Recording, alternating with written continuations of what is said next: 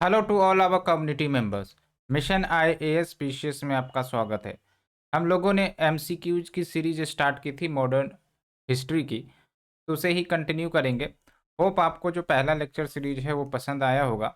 और बार बार अगर आप पीवाईक्यू रिवाइज करते हो तो जाहिर सी बात है आपकी एमसीक्यू पर पकड़ बनेगी। साथ ही साथ कैसे हम ऑप्शंस को एलिमिनेट कर सकते हैं और आंसर पर आ सकते हैं, इसमें भी आपको काफ़ी ज़्यादा मदद मिलेगी। That's why practising MCQ is very very important. यहाँ से आपकी कमियाँ पता चलेगी कि आप कहाँ पर ठहर रहे हो, क्या आपकी वीकनेस है, क्या आपकी स्ट्रेंथ है, कौन से टॉपिक में आपकी गड़बड़ी है।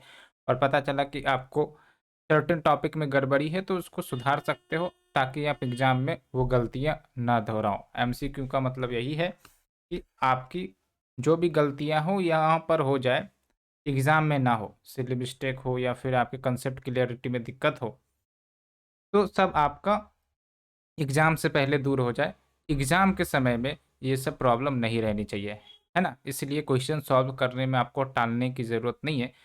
Try to solve the question before the exam and ताकि आपका कंसेप्ट क्लियर हो सके। Now we will continue with the series.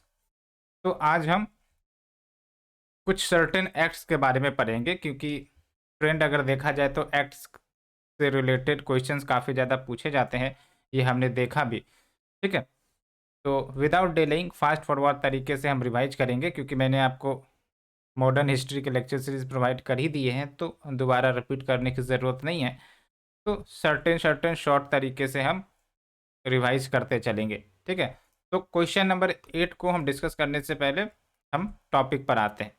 यहाँ पर आपका क्वीन विक्टोरियाज प्रोक्लेमेशन के ऑब्जेक्टिव्स के बारे में बात की गई है। ठीक है, तो let's come to the topic first. तो आपको ही पता है जो आपका रिवोल्ट ऑफ 1857 है, वो आपका जब इंड हुआ तो जो कंपनी रूल है वो ख़त्म हो गई, और जो आपका पावर ट्रांसफ़र है वो कंपनी यानी कि ईस्ट इंडिया कंपनी से निकलकर ब्रिटिश गवर्नमेंट के पास चली गई, ब्रिटिश क्रॉन के पास चली गई, है ना? और जाहिर सी बात है उसके बाद एडमिनिस्ट्रेटिव अफेयर्स को रेगुलेट करने के लिए, ताकि इस प्रकार की घटना ना हो, उसके लिए वहाँ की गवर्नमेंट ने आपका एक्ट लाया। इसी को आप कहते हो 1858 एक्ट, या फिर इसी को क्वींस प्रोक्लेमेशन कहते हो, या फिर इसी को act for good governance of India, है ना? तो क्या कुछ बेसिक्स है। तो पहली बात तो ये है कि कंपनी रूल खत्म हो गई। अब कंपनी रूल खत्म हो गई तो इसके साथ साथ आपको ये भी समझना होगा कि जो इसके अंतर्गत कंस्टिट्यूट किए गए थे बोर्ड ऑफ कंट्रोल, है ना, या फिर डायरेक्टर्स के बोर्ड, वो सब भी खत्म हो जाएंगे, क्योंकि कंपनी ही नहीं रही तो फिर board of director, board of control कहाँ से रहेगा। एंड दूसरी बात, administration of India must be taken over by the Crohn.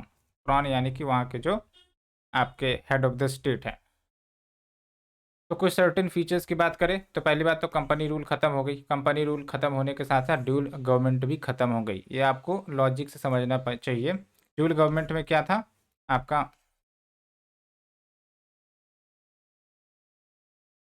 Court of director और बोर्ड ऑफ कंट्रोल, है ना? जो कोर्ट ऑफ डायरेक्टर थे वो इकोनॉमिक अफेयर्स को देखते थे, और जो बोर्ड ऑफ कंट्रोल कंस्टिट्यूट की गई थी फिट्स इंडिया एक्ट के तहत, वो एडमिनिस्ट्रेटिव अफेयर्स को देखते थे। वो हमने देखा ही था, ये है आपका फिट्स इंडिया एक्ट, उसे भी हम डिस्कस करेंगे। उसके बाद ये ध्यान रखना, जो principle of doctrine of lapse, इसको विद्रॉ कर लिया गया। डॉक्ट्रिन ऑफ लैप्स की मदद से जो डलहौजी है उन्होंने बहुत सारे प्रिंसली स्टेट के रीजन को कैप्चर किया, है ना, तो इसको ख़त्म कर दिया गया। तो इसका मतलब क्या है हुआ कि अब ब्रिटिश एनेक्सेशन की पॉलिसी को नहीं अपनाएगा। इसी से क्वेश्चन भी पूछा गया है, तो ये ध्यान रखना, है ना? लेकिन हाँ, इंडियन रूलर्स जो होंगे it will be subjected to British suzerainty या फिर सॉवरेनिटी, है ना? ब्रिटिश की सॉवरेनिटी को मानना पड़ेगा इंडियन रूलर्स को। उसके बाद एक बात ये भी आती है, गवर्नर जनरल ऑफ इंडिया का जो टैग है वो वाइसराय ऑफ इंडिया में बदल गया।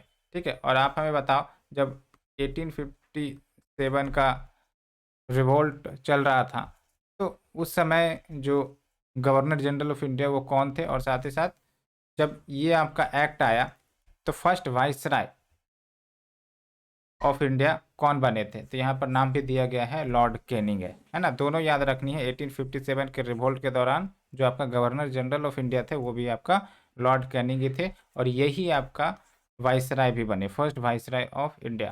ठीक है। उसके बाद secretary of state for India को अपॉइंट किया गया, जो इंडियन एडमिनिस्ट्रेशन को देखेगा, और ये वाइसराय से भी ऊपर था, यानी कि वाइसराय से भी ज़्यादा पावर इसको थी, और ये बेसिकली ब्रिटिश कैबिनेट का एक मेंबर हुआ करता था। ठीक है, ये ध्यान रखना है। और मैंने आपको बताया office of secretary of state जो भी है, complete authority and control over the Indian administration. And ये ध्यान रखना है Lord Stanley first secretary of state for India बने। ठीक है, और ये जो सेक्रेटरी है उसको 15 मेंबर की काउंसिल असिस्ट करेगी, है ना। जैसे आज होता है ना कि आपका प्रेसिडेंट है, उसको aid and advice council of minister या फिर आपके कैबिनेट करते हैं, है ना, तो उसी प्रकार से मान के चलो। और ये जो काउंसिल थी वो एडवाइजरी थी, यानी कि सेक्रेटरी का जो पावर था वो काफ़ी ज़्यादा मेजर था। तो होप यू अंडरस्टूड। अब चलो क्वेश्चन की तरफ चलते हैं। अब देखो क्वेश्चन बन जाएगी। तो what were the objectives of Queen Victoria's proclamation, क्या ऑब्जेक्टिव था। पहला है to disclaim any intention to annex Indian states, क्या हमने पढ़ा, यस, ये सही होगा। उसके बाद देख लो to place the Indian administration under the British crown, क्या ये हमने पढ़ा, बिल्कुल, तो ये भी सही होगा। To regulate East India's company trade with India, तो ये तो आपको पता है कि ईस्ट इंडिया कंपनी खत्म हो गई थी, तो तीन का तो बात ही नहीं होता है, तो तीन को हम एलिमिनेट करेंगे, 1 and 2 will be the answer. ठीक है, तो ये हमने डिस्कस किया। Let's move to the second question. यहाँ पर आपका गवर्नमेंट ऑफ इंडिया एक्ट 1935 से एसोसिएटेड आपका ये क्वेश्चन है। तो पहले हम गवर्नमेंट ऑफ इंडिया एक्ट 1935 को देखेंगे, उसके बाद हम इस क्वेश्चन पर आएंगे। ठीक है, और इसके बाद थोड़ा सा जानकारी हम राउंड टेबल कॉन्फ्रेंस पर भी लेंगे, वैसे मैंने आपको बता ही दिया था। तो क्वेश्चन आप पॉज करके पढ़ो, उसके बाद सॉल्व करो, उसके बाद आप आंसर पर आना। ठीक है, तभी आपका दिमाग एब्जॉर्ब करेगा। तो ऐसा नहीं कि मैं सिर्फ बता रहा हूँ आप सुन रहे हो।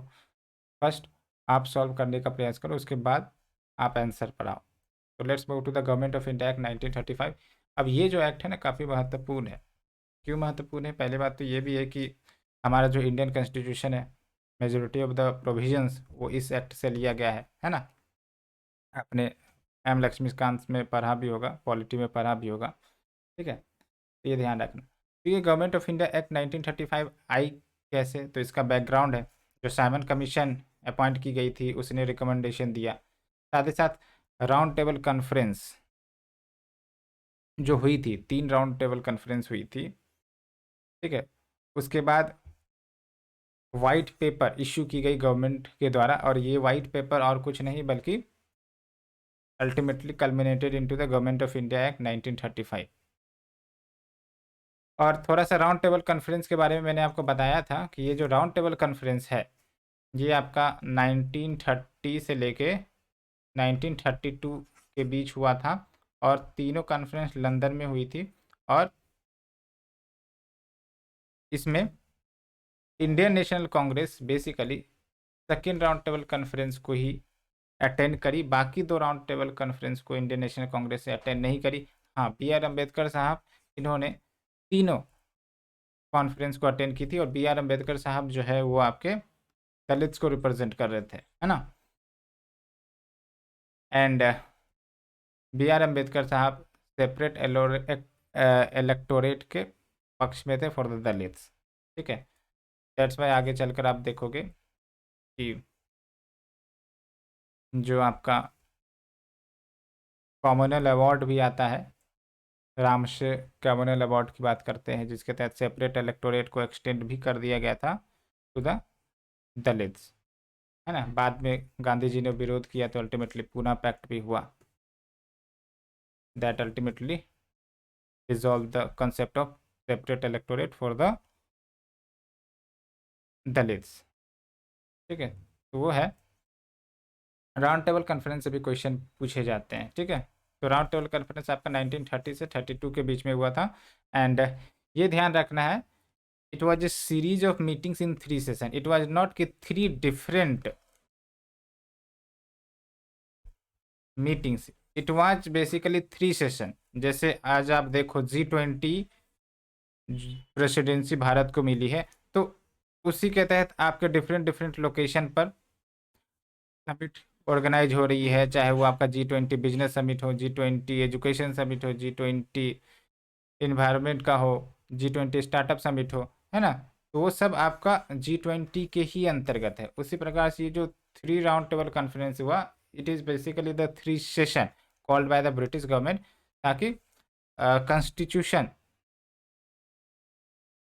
में जो भी आपके एडिशन करने हैं वो किए जाए, and that ultimately led to Government of India act 1935, है ना। और ये जो कॉन्फ्रेंस है वो लंदन में हुई थी, मैंने आपको बताया, ठीक है। तो क्या कहता है ये आपका गवर्नमेंट ऑफ इंडिया एक्ट 1935? तो पहली बात तो ये है कि इसमें रिस्पॉन्सिबल गवर्नमेंट देने की बात करी थी भारत को, है ना।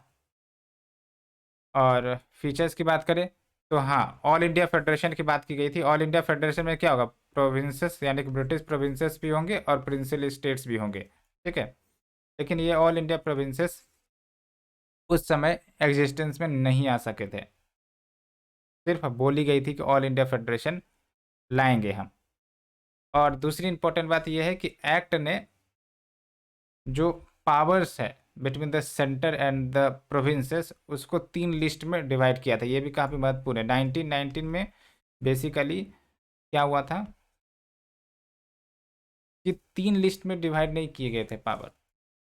तो 1919 में क्या किया गया था, तो basically legislature of the British provinces as well as जो आपका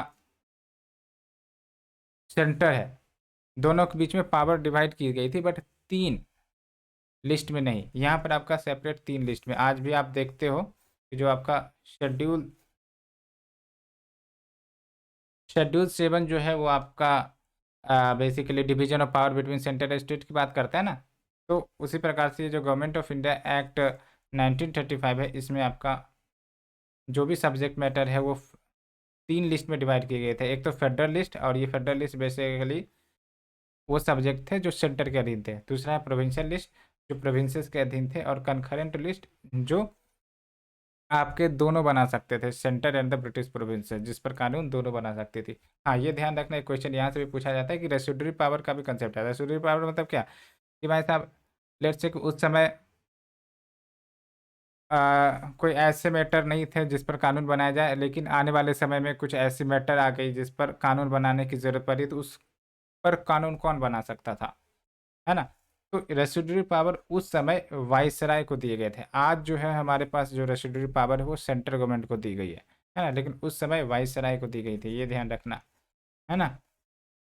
एंड फेडरेशन की जो बात की गई थी वो कभी भी एग्जिस्टेंस में नहीं आई, क्योंकि प्रिंसिपल स्टेट ने इसे ज्वाइन नहीं किया। साथ ही साथ ये ध्यान रखना, जो डायरची है प्रोविंसेस में, डायरची का कंसेप्ट जो गवर्नमेंट ऑफ इंडिया 1919 में लाया गया था, प्रोविंसेस से उसको हटा दी गई, और डायरची के कंसेप्ट को सेंटर लेवल पर लाने का बात कहा गया था। याद रखना, डायरची एट द सेंटर लाने की बात कही गई थी, डायरची एट द प्रोविंस हटाने की बात कही गई थी, ठीक है। तो ये है, मैंने देखा। उसके बाद बाइक कैमरलिज्म, जो आपका सेंटर लेवल पर ऑलरेडी एग्जिस्टिंग था, इस बाइक कैमरल कंसेप्ट को प्रोविंसेस के लेवल पर भी लाया गया, है ना। ये ध्यान रखना है। उसके बाद ये देखो, सबसे महत्वपूर्ण यही है कि it extended the principle of communal representation, है ना। कॉमनल रिप्रेजेंटेशन या फिर सेपरेट इलेक्टोरेट के कंसेप्ट को डिप्रेस्ड क्लासेस के लिए भी एक्सटेंड कर दी गई, या फिर आपका शेड्यूल कास्ट के लिए भी एक्सटेंड कर दी गई, अलोंग विथ वोमेन। ये भी याद रखना। तो किसके किसके लिए एक्सटेंड करी गई, depressed class, women and labourer या वर्कर। और जो आपके गवर्नमेंट ऑफ इंडिया 1919 में थे, जैसे एंग्लो इंडियंस, है ना, उन सब के लिए तो ऑलरेडी था ही था, लेकिन वुमेन के लिए भी एक्सटेंड की गई, लेबर के लिए भी एक्सटेंड की गई, डिप्रेस क्लास के लिए भी एक्सटेंड करी गई और मुस्लिम्स के लिए तो था ही था। ठीक है, साथ ही साथ जो काउंसिल ऑफ इंडिया है जो इस्टेब्लिश की गई थी गवर्नमेंट ऑफ इंडिया 1958 के तहत, उसको ख़त्म कर दिया गया। ठीक है, एंड जो वोटिंग राइट्स है उसको एक्सटेंड की गई। अब लगभग 10% ऑफ द टोटल पॉपुलेशन उसको वोटिंग राइट मिल गई। याद रखना है, डायरेक्ट इलेक्शन का कंसेप्ट पहली बार कौन से एक्ट में डिस्कस किया गया था, आप हमें बताओ, है ना। उसके बाद आरबीआई के कॉन्स्टिट्यूशन की बात की गई, तो आरबीआई भी आपको पता है 19 एक्ट के तहत बनाई भी गई, है ना। एंड उसके बाद फेडरल पब्लिक सर्विस कमीशन के इस्टेब्लिशमेंट की बात करी गई, along with provincial public service commission and joint public service commission. Joint public service commission जाहिर सी बात है उनके लिए फॉर 2 और मोर प्रोविंसेस, है ना। एंड फेडरल कोर्ट जो आज आपका सुप्रीम कोर्ट भी है, तो सुप्रीम कोर्ट 1937 में सेटअप भी हुई थी। ये हमने देखा। उसके बाद देखो आप क्वेश्चन पर आते हैं। ठीक है, तो यहाँ पर देख सकते हो, the discussion in the third round table conference eventually led to the passing of government of India act 1935। पहला आपका। दूसरा में अगर देखें तो government of India act 1935 provided for the establishment of all India federation to be based on union of the provinces of British India and the principal state. क्या हमने दोनों ऑप्शन डिस्कस किए? बिल्कुल। तो इसका मतलब जो करेक्ट है आपका दोनों हो जाएगा। पाउज करके आपको सॉल्व करने क्वेश्चन। तो we have discuss this. Now let's move to the next topic, Mountbatten plan या फिर प्लान बाल्कन या फिर इंडिया इंडिपेंडेंस एक्ट 1947। तो बेसिकली जो आपका उस समय का बैकग्राउंड ध्यान रखो, क्विट इंडिया मूवमेंट जो है उसने ब्रिटिश को कंप्लीटली भारत से भगाने का पूरा बंदोबस्त कर ही दिया था, along with royal Indian mutiny, HMS तलवार आपने सुना भी होगा। उन सब से ब्रिटिश जो है अब उनको लगा कि अब उसका समय सीमा पूरा हो चुका है, अब उनको यहाँ रहना ठीक नहीं होगा।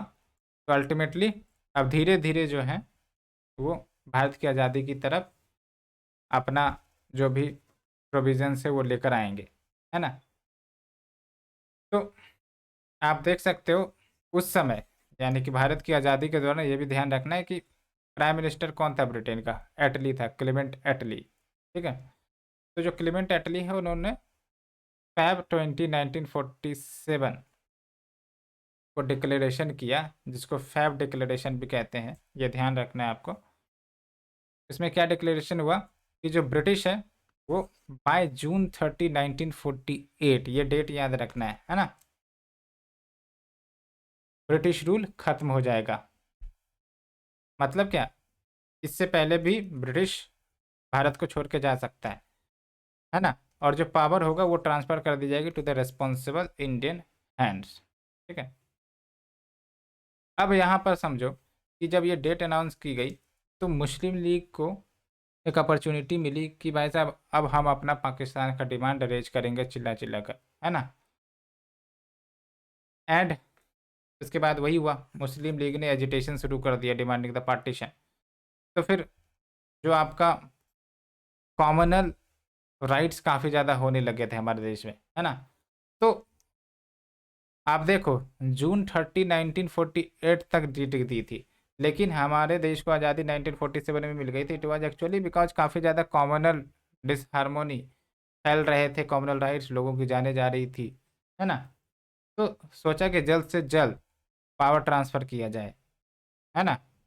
और इस जल्दबाजी में ब्रिटिश ने बहुत सारे मुद्दे को अनरिजॉल्व छोड़कर चले गए। दैट्स वाई आज हम बॉर्डर डिस्प्यूट सब देखते हैं, है ना। उसके बाद एक बात और डिक्लेयर कर दी गई जून 3 1947 को, और यही दिन था जब आपका माउंटबेटन प्लान भी आया था। इस दिन क्या डिक्लेयर किया गया कि भाई साहब कोई भी कॉन्स्टिट्यूशन बनाए जाएंगे बाय द कॉन्स्टिट्यूंट असेंबली, वो उस पार्ट्स या प्रोविंसेस के ऊपर लागू नहीं होंगे जो एक्सेप्ट नहीं करना चाहते। तो इनडायरेक्टली मुस्लिम लीग को अपॉर्चुनिटी दे दी सेपरेशन की, है ना। और ये ध्यान रखना है कि जो आपका कॉन्स्टिट्यूंट असेंबली बनाई गई वो किसके प्रोविजन के अंतर्गत बनाई गई, कैबिनेट मिशन के अंतर्गत, ठीक है। और फिर आपका माउंट बेटन प्लान आता है, जो कि उस समय वाइसराय ऑफ इंडिया बने थे वेबल को रिप्लेस करके, और उन्होंने पार्टीशन प्लान दे दिया। तो याद रखना जून 3, 1947 is nothing but partition plan, और यही पार्टीशन प्लान को फिर एग्जीक्यूट किया गया इंडियन इंडिपेंडेंस एक्ट के माध्यम से, है ना।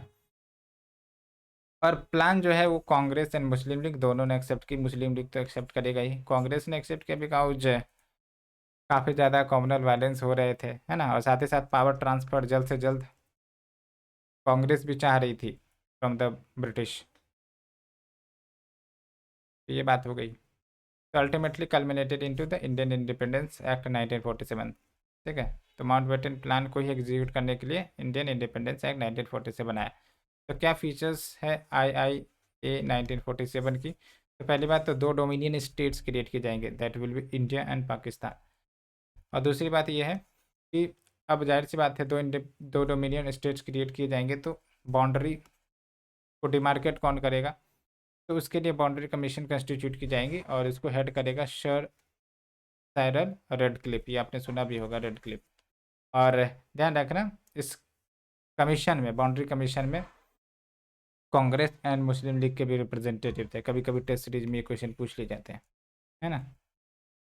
एंड उसके बाद सम इम्पॉर्टेंट फीचर्स की बात करें तो देख लो, जो अथॉरिटी है ब्रिटिश क्राउन की ओवर द प्रिंसली स्टेट वो आपका ख़त्म हो जाएगी। एंड अल्टीमेटली इनको ऑप्शन दिया गया, या तो आप इंडिया ज्वाइन कर सकते हो या फिर पाकिस्तान या फिर इंडिपेंडेंट रह सकते हो। इसलिए आपने देखा कि इवन आफ्टर इंडिपेंडेंस कुछ प्रिंसिपल स्टेट्स ने ज्वाइन नहीं करना पसंद किया था। हालांकि with the help of Sardar Patel 552 principal states को इंटीग्रेट किया गया इनटू इंडिया, ठीक है। एंड ये देख लो, both the dominions of India and Pakistan, जो 2 dominion India and Pakistan create की गई, इसमें जो गवर्नर जनरल होंगे वो अपॉइंट किए जाएंगे ब्रिटिश किंग के द्वारा। लेकिन हाँ, यहाँ पर ब्रिटिश किंग के द्वारा ठीक है, लेकिन विद द हेल्प ऑफ जो आपके काउंसिल ऑफ मिनिस्टर हैं इंडिया के, उसकी मदद से। यानी कि जो आपके इंटरिम गवर्नमेंट के अंतर्गत काउंसिल ऑफ मिनिस्टर्स बनाए गए थे, जो कि मेजोरिटली इंडियन ही थे, ठीक है, तो उनकी मदद से ये बातें हो गई। और फिर ये बातें भी बोली गई कि जो भी कॉन्स्टिट्यूंट असेंबली दोनों कंस्टिट्यूट करेंगे तो वो अपना फ्रीली जैसा भी कॉन्स्टिट्यूशन बनाना चाहे वो बना सकते हैं, ठीक है। और जब तक कॉन्स्टिट्यूशन तैयार नहीं हो जाता है तब तक गवर्नमेंट ऑफ इंडिया एक्ट 1935 के आधार पर गवर्न होगी। उसके बाद ब्रिटिश गवर्नमेंट का जो कंट्रोल है इंडिया और पाकिस्तान पर वो कम्प्लीटली खत्म हो जाएगा। ये सब बातें हैं। बाकी अब क्वेश्चन पर आते हैं। मैंने क्वेश्चन तो ये टॉपिक डिस्कस कर लिया, now come to the question. एक सेकेंड। हाँ, यहाँ पर देखो, Radcliffe committee was appointed to, यहाँ पर सिंपल सा क्वेश्चन है, 2014 में पूछा गया था। Inquire into the riots in East Bengal. हाँ, राइट्स हुए थे, लेकिन डजेंट मीन कि रेड क्लिप कमेटी इसलिए कंस्टिट्यूट किए गए थे, गलत, ठीक है। Delimit the boundaries between India and Pakistan, yes ये सही है ना। और इसको थोड़ा सा एलिबरेट तरीके से देख लेना, बाउंड्री कमीशन, है ना। Give effect to the independent bill, ये नहीं है। Solve the problem of minorities in India, ये भी नहीं है, ठीक है। उसके बाद आता है आपका रेगुलेटिंग एक्ट 1773। इसमें ध्यान रखना है कि ये जो रेगुलेटिंग एक्ट 1773 आई, मान के चलो कि it was a first step by the British government कि वो ईस्ट इंडिया कंपनी को रेगुलेट करे भारत में। अब ब्रिटिश गवर्नमेंट क्यों रेगुलेट करना चाह रही थी, क्योंकि इस समय आते आते आपको ही पता है बैटल ऑफ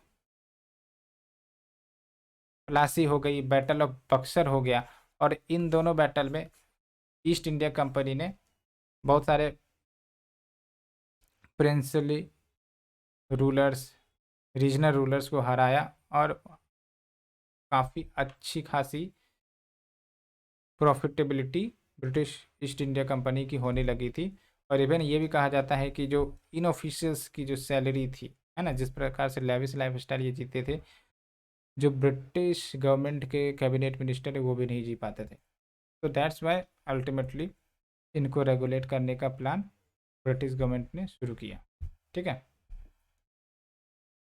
तो पहली बार इस एक्ट के माध्यम से जो पॉलिटिकल एंड एडमिनिस्ट्रेटिव फंक्शन है ना, ब्रिटिश ईस्ट इंडिया कंपनी तो एक प्रकार से कंपनी है, तो इकोनॉमिक मैटर को डिस्कस करेंगे, लेकिन देख सकते हो आप इस एक्ट के माध्यम से political and administrative functions of the company को भी रिकॉग्नाइज किया गया है ना। And it laid the foundation of central administration in India. उसके बाद क्या क्या कुछ फीचर्स लाए गए, तो पहली बात तो ये कि जो गवर्नर ऑफ बंगाल है ना, वो गवर्नर जनरल ऑफ बंगाल कहलाए जाएंगे। और गवर्नर जनरल ऑफ बंगाल को असिस्ट करने के लिए 4 सदस्य होंगे, या फिर यूँ कह सकते हो कि 4 सदस्य का एग्जीक्यूटिव काउंसिल होगा जो गवर्नर जनरल ऑफ बंगाल को असिस्ट करेगा। जैसे आज आप देखते हैं ना, प्रेसिडेंट को असिस्ट करने के लिए आपका कैबिनेट मिनिस्टर होते हैं, है ना, तो उस टाइप से।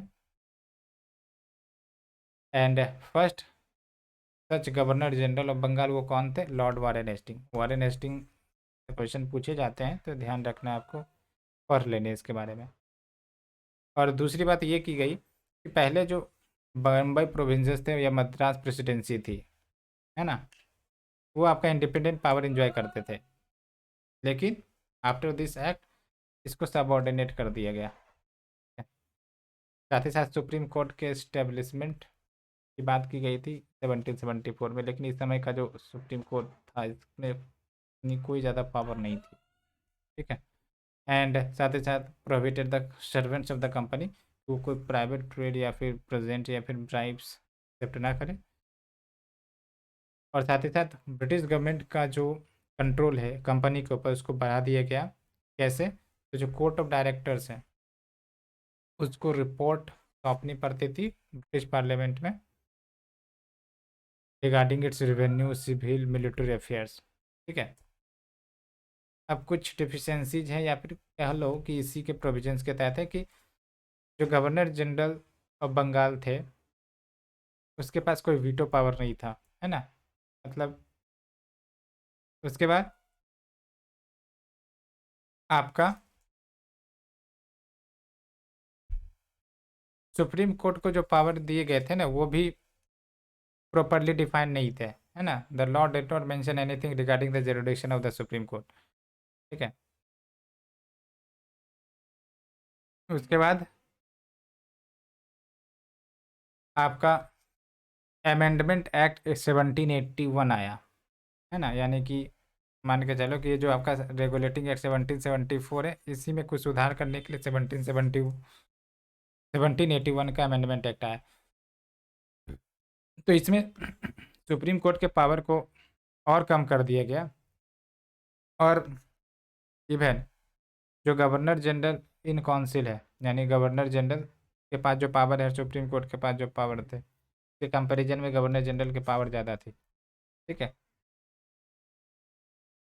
उसके बाद आता है पिट्स इंडिया एक्ट 1784। तो पिट्स इंडिया एक्ट 1784 आया, तो इसमें पहली बात तो ये कि गवर्नर जनरल को वीटो पावर मिल गई। ठीक है, और भी बहुत सारी चीज़ें हुई थी जो आपको ध्यान में रखनी, यहाँ से भी क्वेश्चन पूछे गए हैं। ठीक है,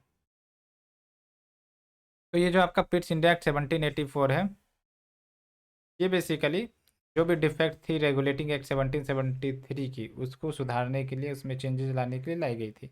इसी को एक्ट ऑफ सेटलमेंट भी कहते हैं। ठीक है, तो क्या फीचर्स था?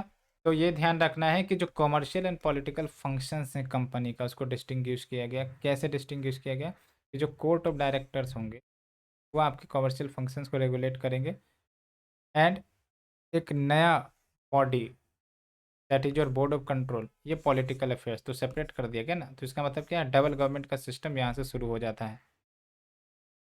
उसके बाद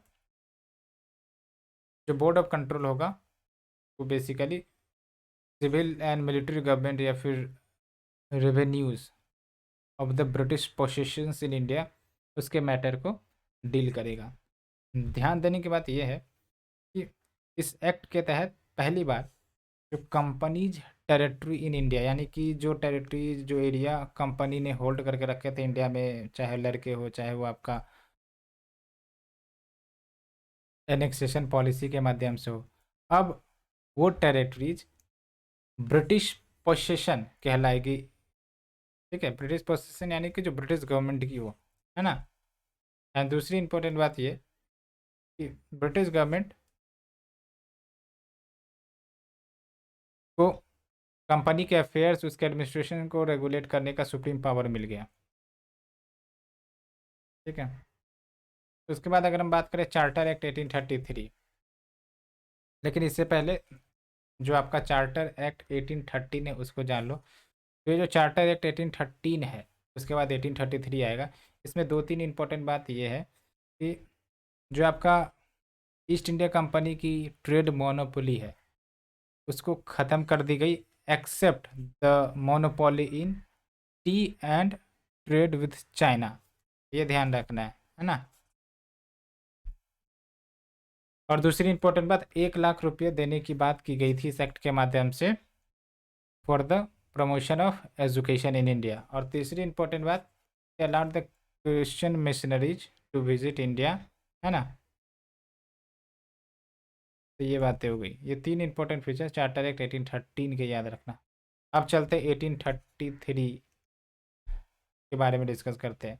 तो बेसिकली जो चार्टर एक्ट 1833 है, यू कह सकते हो कि it was also an step for the final centralization in British India. तो फर्स्ट स्टेप तो आपका रेगुलेटिंग एक्ट 1773 के माध्यम से, जहाँ से ब्रिटिश गवर्नमेंट जो है रेगुलेट करना शुरू कर दिया। लेकिन फाइनल स्टेप की बात करें तो चार्टर एक्ट 1833 के तहत है।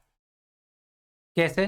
तो पहली बात तो ये कि जो गवर्नर जनरल ऑफ बंगाल है वो अब गवर्नर जनरल ऑफ इंडिया कहलाएंगे। आप समझो, गवर्नर जनरल जो बंगाल के होते थे, ठीक है, अब लगभग वो पूरे इंडिया के गवर्नर जनरल कहलाएंगे, क्योंकि इस समय आते आते ब्रिटेन ने, या फिर यूँ कह सकते हो ईस्ट इंडिया कंपनी ने, majority of the regional powers को अपने कंट्रोल में ले लिया, है ना। तो ये बातें हो गई। और उसके बाद ऑल्सो जो लॉर्ड विलियम बेंटिक है ये first governor general of India भी बने। ठीक है, तो ये ध्यान रखना है, फर्स्ट वाइसराय कौन था, first governor general of Bengal कौन था, और first governor general of India कौन बने। ठीक है, उसके बाद ये ध्यान रखना, ये 1857 के बाद जो है वो आपका वाइसराय का पद आ गया। ठीक है, लेकिन 1833 में आपका गवर्नर जनरल ऑफ इंडिया का पद था। ठीक है, एंड विलियम बेंटिक एक इम्पॉर्टेंट पर्सनैलिटी है, यहाँ से क्वेश्चन पूछे जाते हैं। तो दो तीन बातें याद रखना, जैसे सती को बैन करवाया था, ठगी इस ऑपरेशन में इनका कंट्रीब्यूशन था। ठीक है, और दूसरी इंपॉर्टेंट बात ये थी इस एक्ट के माध्यम से कि जो बॉम्बे और मद्रास प्रेसिडेंसीज थी उनके पास जो लॉ मेकिंग पावर थी ना उसको छीन लिया गया। ठीक है, ये ध्यान रखना, इट इज़ वेरी इंपॉर्टेंट। पहले तो सबऑर्डिनेट किया गया था, इस बार लॉ मेकिंग पावर ही छीन ली गई। ठीक है, तो इसका मतलब governor general of India was given the exclusive legislative power for the entire British India. और फिर इस एक्ट के माध्यम से ये बातें भी बोली गई कि जो भी प्रीवियस एक्ट्स लाए गए हैं उसको रेगुलेशन कहेंगे, और जो भी इस एक्ट के माध्यम से लॉ सब बनाए जाएंगे वो एक्ट कहलाएंगे। ठीक है, और साथ ही साथ ये भी है कि जो भी कमर्शियल एक्टिविटीज़ थी ईस्ट इंडिया कंपनी की वो अब एंड हो चुकी थी। इसका मतलब ये नहीं कि ईस्ट इंडिया कंपनी ख़त्म हो गया था। कमर्शियल फंक्शन जो ईस्ट इंडिया कंपनी थी करती थी, ट्रेडिंग सब, वो अब एंड हो गई थी। अब प्योरली एडमिनिस्ट्रेटिव बॉडी ये बन गई थी, है ना। और इसके बाद से तो आपको पता है ना कि जो मोनोपोली थी with the China and T, ये मोनोपोली भी ख़त्म कर दी गई थी। तो अब अदर यूरोपियंस भी आके ट्रेड कर सकते थे, तो दैट्स वाई। एंड ये भी है, ये आप देख लो। हाँ, attempted to introduce a system of open competition. Attempted to introduce बोला गया था, लेकिन इसका विरोध हुआ जो भी कोर्ट ऑफ डायरेक्टर्स हैं उनके तरफ से, इसलिए ये सिस्टम उस समय तो नहीं आई थी। हाँ, 1853 के तहत ये आपका ओपन कंपटीशन का सिस्टम आ जाएगा, लेकिन अगर पूछा जाएगा attempted to introduce open competition for selection of civil servant, तो 1833 का एक्ट हो जाएगा। लेकिन एक्चुअली में ये इंट्रोड्यूस कब हुआ, तो 1853 के एक्ट में हुआ। ठीक है। और साथ ही साथ देख लो, मैंने बोला कंपनी की जो monopoly trade with China and T वो ख़त्म हो गई। और साथ ही साथ इसमें ये बातें बोली गई थी कि स्लेवरी को ख़त्म किया जाए, लेकिन स्लेवरी इस समय नहीं ख़त्म हुई थी, 1843 में ख़त्म हुई थी। ठीक है। साथ ही साथ लॉ को कोडिफाई करने के लिए डायरेक्शन दी गई कि इंडियन लॉ कमीशन सेटअप किया जाए। तो ये भी ध्यान रखना, ये भी पूछ लिया जाता है, इंडिया का पहला लॉ कमीशन वो आपका चार्टर एक्ट 1833 के ही तहत क्रिएट किया गया था, और लॉर्ड मकुले ये चेयरमैन थे। ठीक है। उसके बाद हम चलते हैं 1853 चार्टर एक्ट की तरफ, है ना। उसके बाद हम 1861 की तरफ जाएंगे, 1892, 1909, यहाँ तक हम आज ख़त्म करेंगे। क्वेश्चन आए हैं तो आप उसको सॉल्व कर लेना। मैं तो क्वेश्चन दिखाए नहीं जा रहे, लेकिन क्वेश्चन इससे बहुत सारे आए। ठीक है।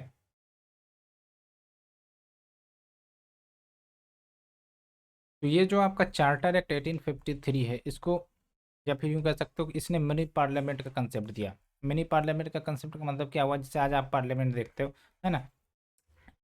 लेजिस्लेटिव फंक्शंस आपका आपका जो पार्लियामेंट है वो करता है, एग्जीक्यूटिव फंक्शंस आपका जो गवर्नमेंट है वो करती है ना।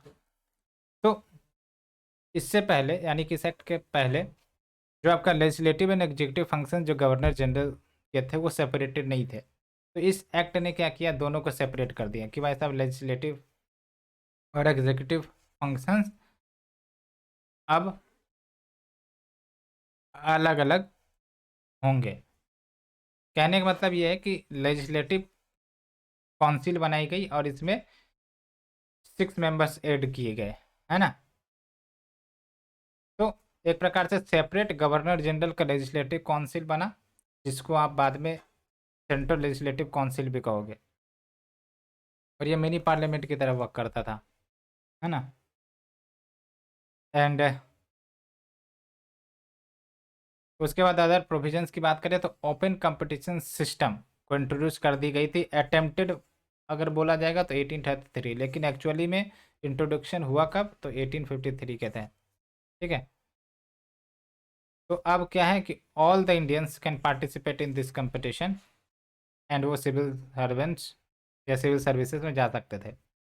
और उसके लिए मकुले कमेटी भी बनाई गई थी। सिविल सर्विसेज में क्या मतलब प्रोविजन सब हो 1854 में। और जो कंपनी की रूल है उसको एक्सटेंड किया गया। वही सिंपल सी बातें हैं। हाँ, ये ध्यान रखना है, for the first time local representations in the central legislative council ये आपका इंट्रोड्यूस की गई थी। सेंट्रल लेजिस्लेटिव काउंसिल भी तो पहली बार ही सेपरेट हुई थी ना। और इसके साथ साथ लोकल रिप्रेजेंटेशन को भी इंक्लूड किया गया है। लोकल रिप्रेजेंटेशन यानी प्रोविंसेस से आपका चुनकर आएंगे ये सब,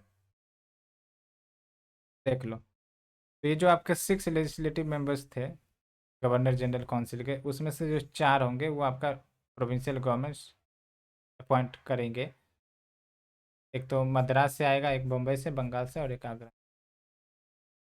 उसके बाद आते हैं 1861 का एक्ट। तो बेसिकली 1861 के एक्ट की बात करें तो अब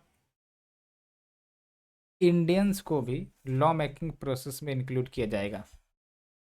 तो इसके तहत क्या हुआ था, इट इज़ वेरी इंपॉर्टेंट कि जो वाइसराय है वो नॉमिनेट करेंगे कुछ इंडियंस को नॉन ऑफिशियल मेंबर्स के रूप में। ऑफिशियल मेंबर्स जो बेसिकली अपॉइंट होके आते थे ब्रिटिश की तरफ से, नॉन ऑफिशियल यानी कि जो नॉमिनेट करेंगे वाइसराय की तरफ से, ठीक है। तो दैट्स वाई 1862 में लॉर्ड कैनिंग जो उस समय के वाइसराय थे, 3 इंडियंस को लेजिस्लेटिव काउंसिल में चुनते हैं, राजा बनारस, महाराजा पटियाला एंड सर दिनकर राव, ये ध्यान रखना है। और साथ ही साथ इसने प्रोसेस ऑफ डिसेंट्रलाइजेशन कर दिया। कैसे? तो जो लेजिस्लेटिव पावर छीन ली गई थी 1833 चार्टर एक्ट के तहत फॉर द बम्बई और मद्रास, तो उसको रीस्टोर कर दिया गया। तो इट इज़ वेरी इंपॉर्टेंट। तो अगर पूछा जाएगा कि कौन से एक्ट ने प्रोसेस ऑफ डिसेंट्रलाइजेशन इनिशिएट किया, तो 1861, और फाइनल स्टेप ऑफ सेंट्रलाइजेशन तो आपका 1833, ठीक है। ये बातें हैं। उसके बाद नए लेजिस्लेटिव काउंसिल्स बंगाल के लिए, north west frontier provinces Punjab के लिए भी इस्टेब्लिश करने की बात कही गई, क्योंकि अब जब लेजिस्लेटिव पावर से ओपन कर दिया गया फॉर द वेरियस प्रेसिडेंसीज, तो और जगह पर लेजिस्लेटिव काउंसिल्स के इस्टेब्लिशमेंट की बात भी कही गई थी, ठीक है। और हाँ, ये ध्यान रखना, पोर्टफोलियो सिस्टम कंसेप्ट को रिकॉग्नाइज किया गया। पोर्टफोलियो सिस्टम यानी कि डिपार्टमेंटल सिस्टम, जैसे आज आप देखते हो कि जो मिनिस्टर्स होते हैं, है ना, उनको वेरियस डिपार्टमेंट दी जाती है हेड करने के लिए, है ना। तो यही है आपका पोर्टफोलियो सिस्टम। तो पोर्टफोलियो सिस्टम का कंसेप्ट लाया था लॉर्ड कैनिंग ने 1859 में ही, लेकिन आखिरकार ये जो आपका एक्ट है 1861 वाला, इसने पोर्टफोलियो सिस्टम को रिकॉग्नाइज किया, और साथ ही साथ empower the viceroy to issue ordinances. उसके बाद चलते हैं आपका 1892 का जो एक्ट है। तो इसमें क्या हुआ कि जो नॉन ऑफिशियल मेंबर्स की संख्या है उसको बढ़ा दी गई, सेंट्रल लेवल पर भी और लेजिस्लेटिव काउंसिल जो प्रोविंशियल लेवल पर थे दोनों की। लेकिन ऑफिशियल मेजोरिटी अभी भी थी। ऑफिशियल मेजोरिटी ध्यान रखना, यानी कि जो ब्रिटेन की तरफ से पर्सनस अपॉइंट होकर आएंगे वो हो गया ऑफिशियल मेजोरिटी, और जानबूझकर ये ऑफिशियल मेजोरिटी रखी जाती थी ताकि लेजिस्लेशन पास करने सब में कोई विरोध ना हो, दैट्स वाई, है ना। तो ये ध्यान रखना, official majority retain, and legislative council के फंक्शंस बढ़ा दिए गए। साथ ही साथ ये भी है कि बजट पर भी डिस्कशंस किया जा सकता था, है ना, लेजिस्लेटिव काउंसिल में, और क्वेश्चंस भी पूछे जा सकते थे एग्जीक्यूटिव को। एंड ये भी है, जो नॉन ऑफिशियल मेंबर्स नॉमिनेट किए जाएंगे सेंट्रल लेजिस्लेटिव काउंसिल में बाय द वाइसराय, वो प्रोविंशियल लेजिस्लेटिव काउंसिल की रिकमेंडेशन पर चुने जाते थे, as well as Bengal chamber of commerce, ठीक है। और जो प्रोविंशियल लेजिस्लेटिव काउंसिल में नॉन ऑफिशियल मेंबर्स चुने जाते थे, वो गवर्नर के द्वारा on the recommendation of district board, municipality, universities, trade association, zamindar and chamber.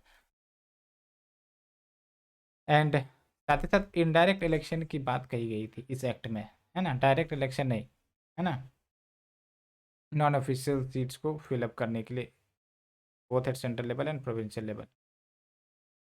तो जो टर्म इलेक्शन है वो तो आपका इस्तेमाल नहीं हुआ था, लेकिन इनडायरेक्ट इलेक्शन की बात यहाँ पर हुई थी।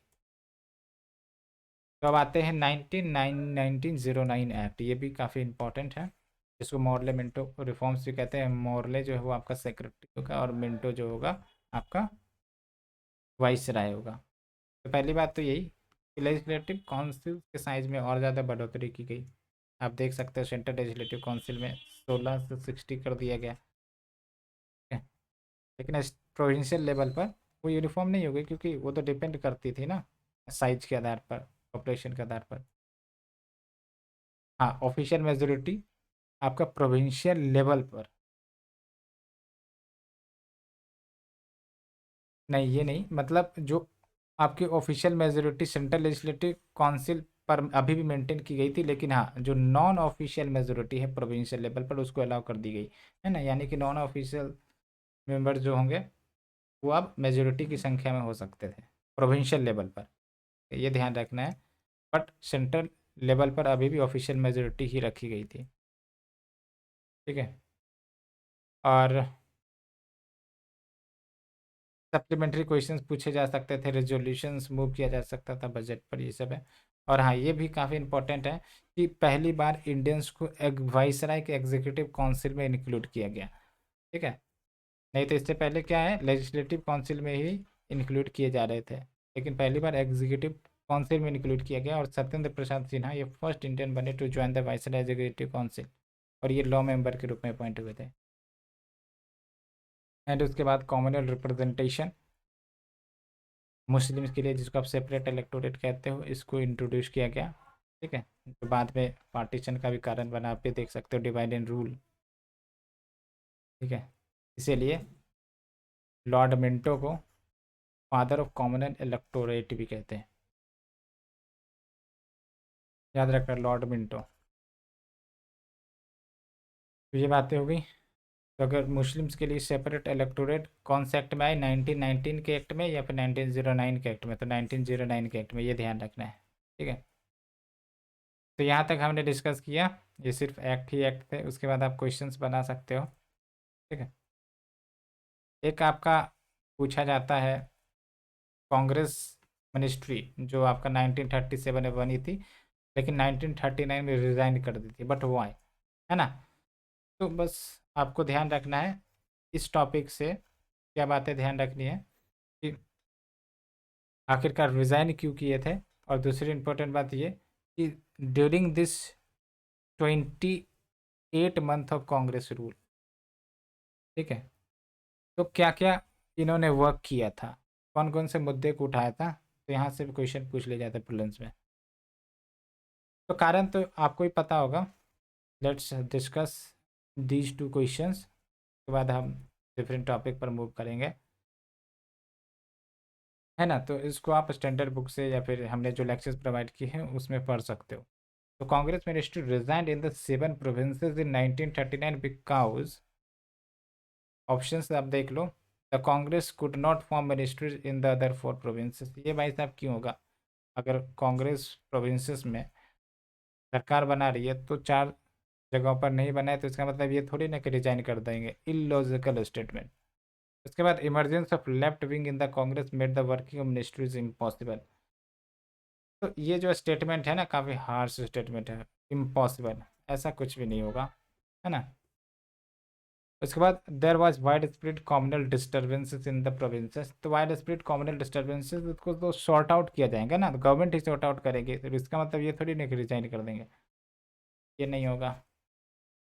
तो अल्टीमेटली डी ऑप्शन है। तो करेक्ट आंसर क्या है आपका, रिजाइन इसलिए किया था बिकॉज जो लॉर्ड लिनलिथगो थे उस समय के वाइसराय, उन्होंने without Indian national leaders consultation, without INC's approval, उन्होंने भारत को वॉर में डिक्लेयर कर दिया, यानी कि सेकेंड वर्ल्ड वॉर का पार्टिसिपेंट डिक्लेयर कर दिया, है ना।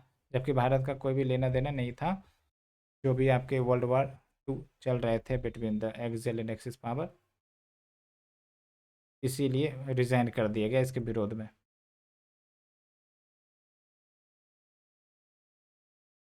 यहाँ पर आप देख लो, एक और क्वेश्चन है, the Congress ministry in all the provinces resigned in the year 1939, ये असर्शन है। अब इसका कारण बोल रहा है, the Congress did not accept the decision of viceroy to declare war against Germany in the context of second world war. तो आप देखो, ये तो पहला असर्शन सही है, स्टेटमेंट 1 इज करेक्ट, लेकिन statement 2 is incorrect, because resign इसलिए किया था क्योंकि इंडिया को पार्टिसिपेंट के रूप में डिक्लेयर कर दिया था, है ना। ये बातें हैं, तो statement 1 is correct and statement 2 is false, है ना। तो ये हमने देखा, तो यहाँ तक हमने डिस्कस कर लिया, होप यू अंडरस्टूड। तो बेसिकली जो रीजन आर है, it does not suit assertion A, है ना। ठीक है, तो ध्यान रखना है, और साथ ही साथ ये भी ध्यान रखना है कि आईएनसी यानी कि इंडियन नेशनल कांग्रेस ने सेकेंड वर्ल्ड वॉर का भी सपोर्ट नहीं किया था, है ना। तो we have discussed here till now, and next class में हम लोग ट्रांसफ़र ऑफ पावर की बात करेंगे, और देख लो 6 क्वेश्चन सो फार। तो इस यहाँ से काफ़ी ज़्यादा क्वेश्चन पूछे जाते हैं। पिछले बार भी आपने देखा होगा क्रूज मिशन पर क्वेश्चन पूछे गए हैं, क्विट इंडिया मूवमेंट सब पर क्वेश्चन पूछे जाते हैं। ठीक है, तो यहाँ पर हम लोग डिस्कस करेंगे। देख सकते हो क्वेश्चन पूछे गए हैं। अगस्त ऑफर हो गया आपका, है ना, क्रिप्स मिशन हो गया, है ना, ये सब रिपीट होते हैं। उसके बाद देशी लियाकत पैक्ट है, वेबल प्लान है, शिमला कॉन्फ्रेंस है। ठीक है, तो यहाँ से हम सब डिस्कस करने वाले हैं, इससे आपका टॉपिक भी कंप्लीट हो जाएगा। तो थैंक यू वेरी मच। आज के लिए इतना ही। कैसा लग रहा है लेक्चर सीरीज, जरूर कमेंट सेक्शन में बताइए। Thank you.